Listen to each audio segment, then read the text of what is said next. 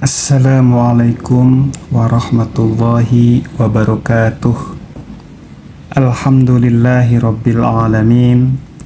Wassalatu wassalamu ala asrafil anbiya'i wal mursalin Sayyidina Muhammadin wa ala alihi wa ashabihi ajma'in.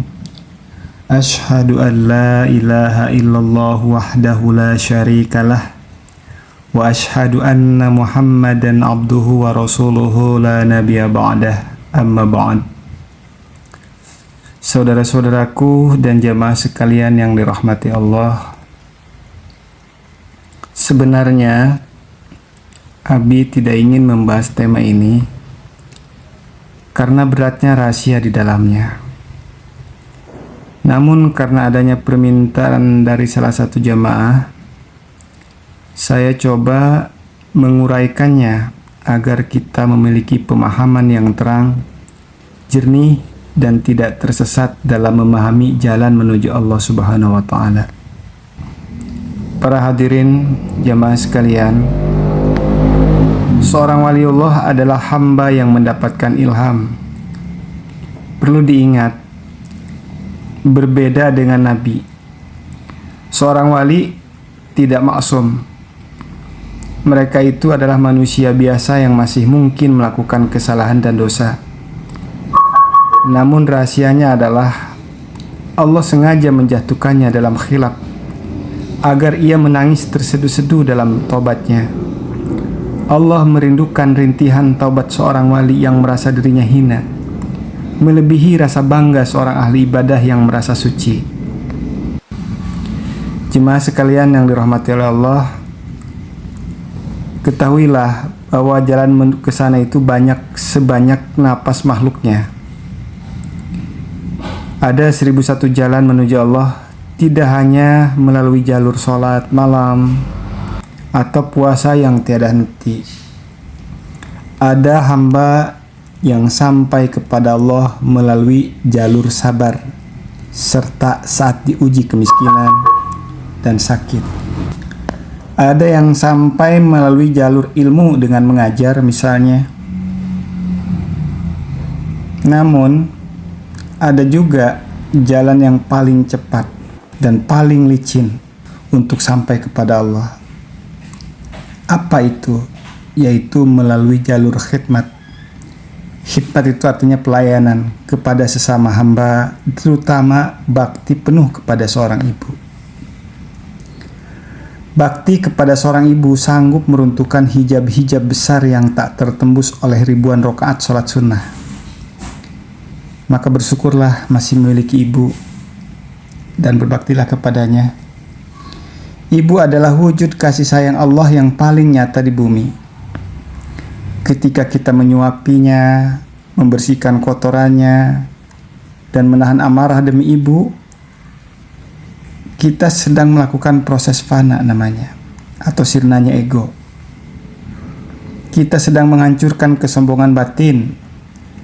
Ingatlah Uwais Al-Qarni, ia tidak dikenal sebagai ulama di bumi, tapi namanya harum di langit karena punggungnya yang lelah menggendong ibunya berhaji dari Yaman menuju Mekah. Doa ini bagi anak yang berkhidmat adalah kilat yang menembus langit ketujuh tanpa penghalang. Saudaraku sekalian yang dirahmati oleh Allah, para wali ini diberikan hadiah oleh Allah berupa kasyaf. Yang pertama, kita bicara kasab hisi ya. Artinya kasab hisi itu adalah kasab horizontal antara makhluk dengan makhluk.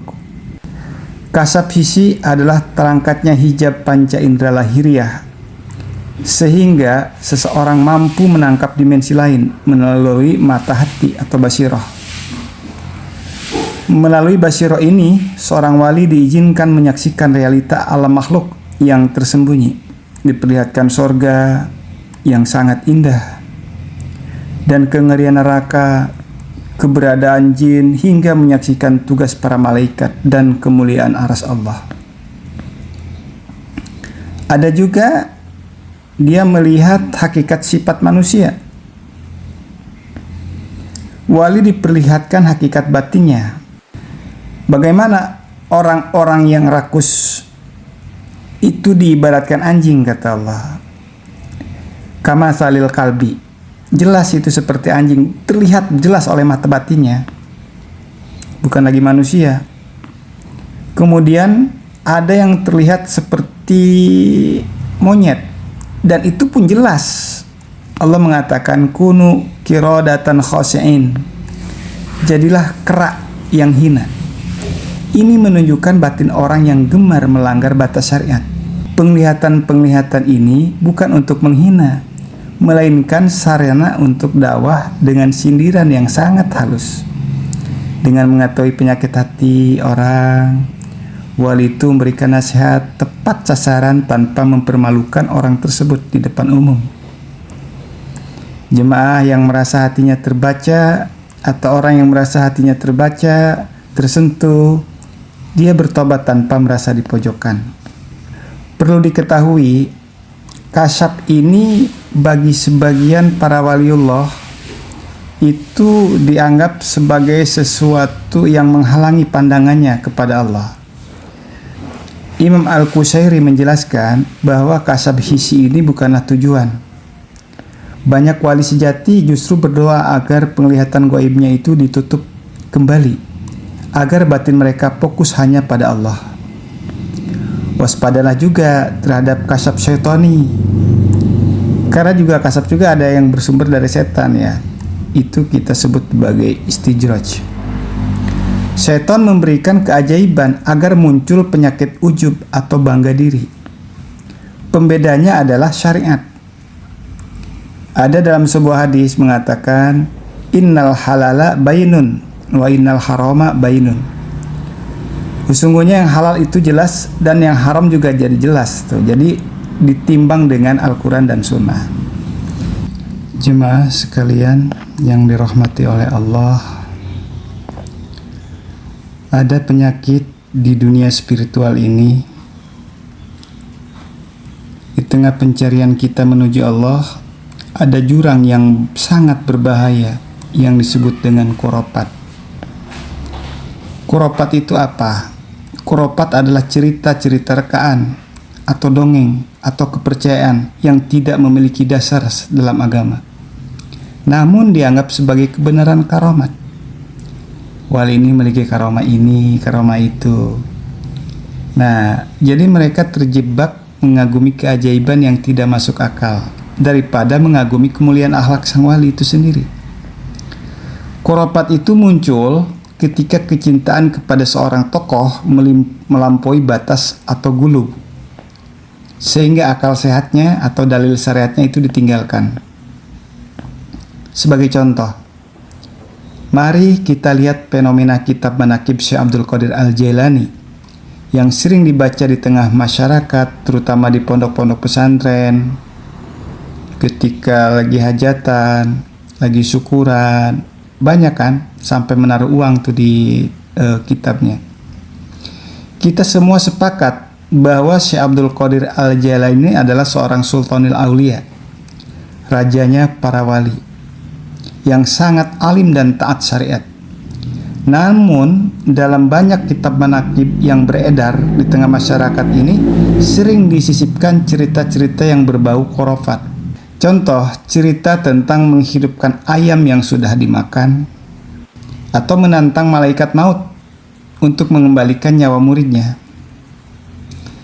Cerita-cerita yang seolah-olah menempatkan sang wali secara dengan kekuasaan Allah.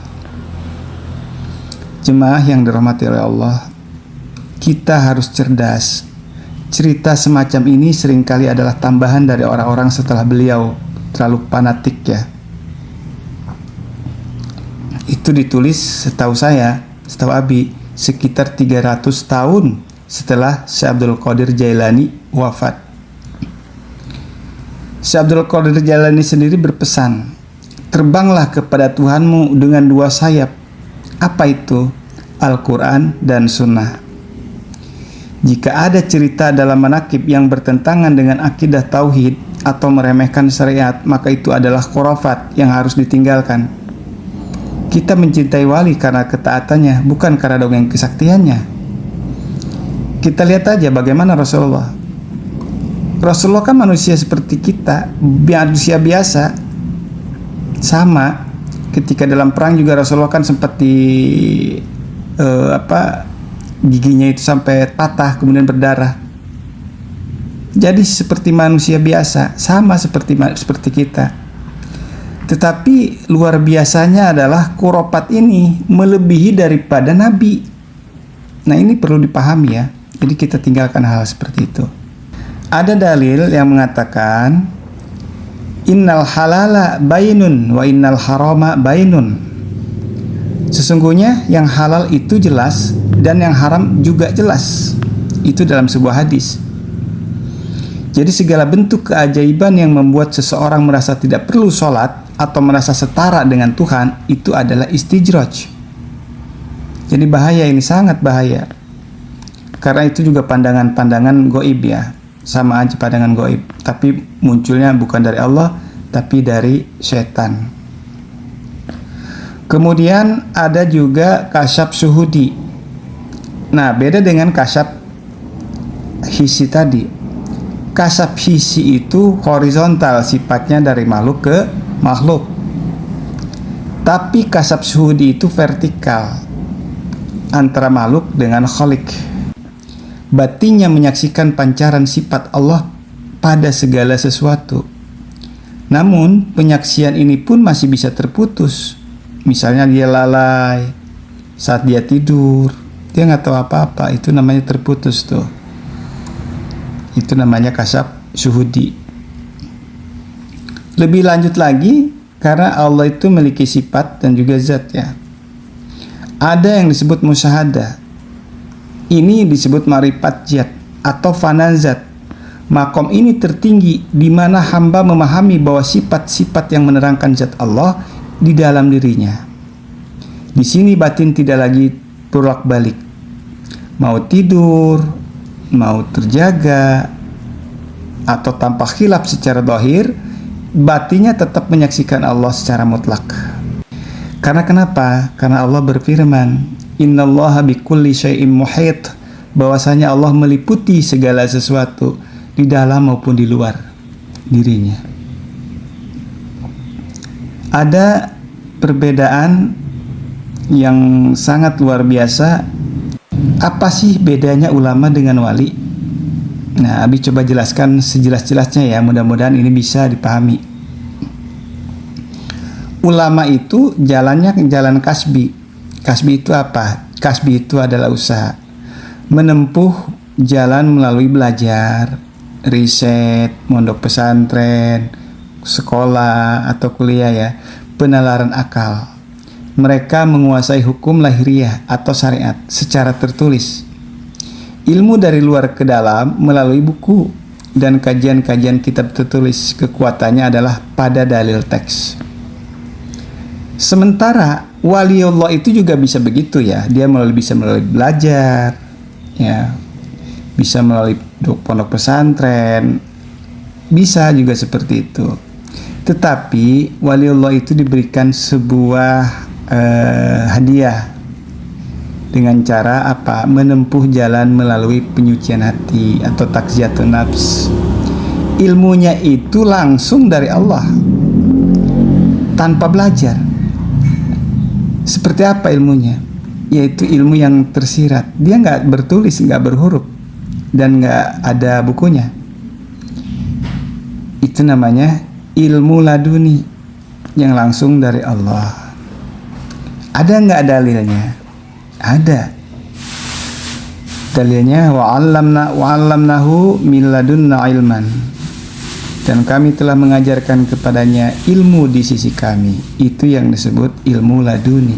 Itu yang Abi jelaskan di dalam saluran kalau tidak salah ya.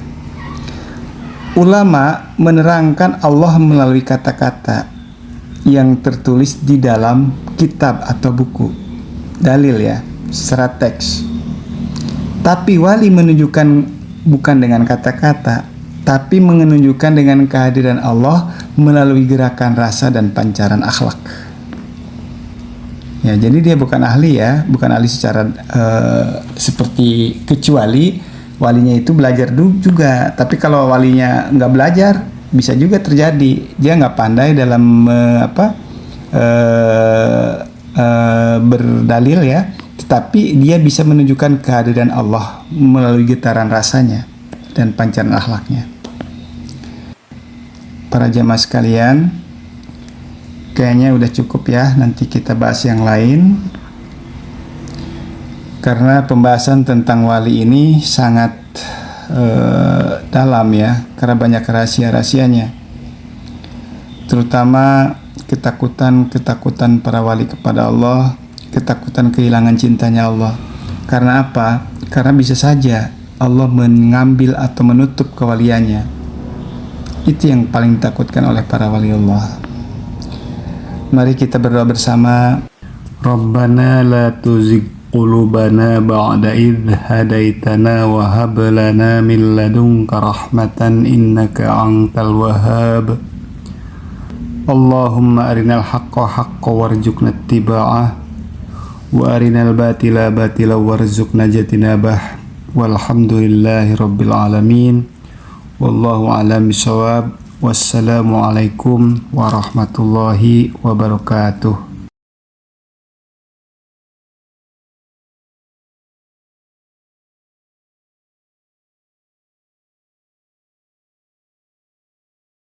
Rabbana la tuzigh qulubana ba'da idh hadaitana wa hab lana min ladunka rahmatan innaka antal wahhab. Allahumma arinal haqqa haqqan warzuqna ittiba'ah wa arinal batila batila warzuqna jatinabah. Walhamdulillahi rabbil alamin. Yuk kita berdoa dengan bahasa kita ya. Ya Allah, ya Tuhan kami, janganlah Engkau jadikan hati kami condong kepada kesesatan, sudah Engkau beri petunjuk kepada kami. Dan karuniakanlah kepada kami rahmat dari sisi Engkau, karena sesungguhnya Engkaulah yang Maha Pemberi karunia. Ya Allah, tunjukkanlah kepada kami yang benar, itu benar, dan berilah kekuatan untuk mengikutinya.